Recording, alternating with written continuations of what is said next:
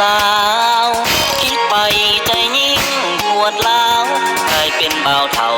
ให้เขากล่าวตนจึงต้องจำใจห่างไกลจากสาวทุกคนที่ให้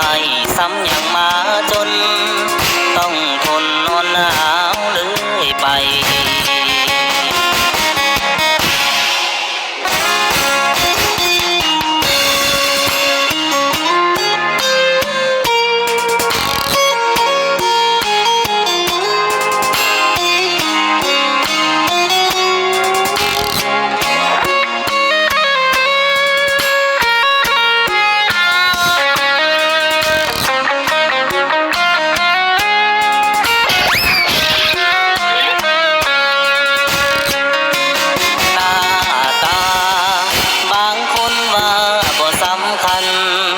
ขอให้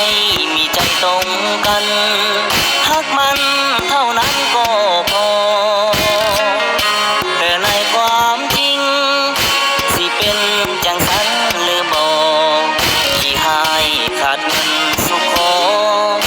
คงรอนอนหนาวอีกดน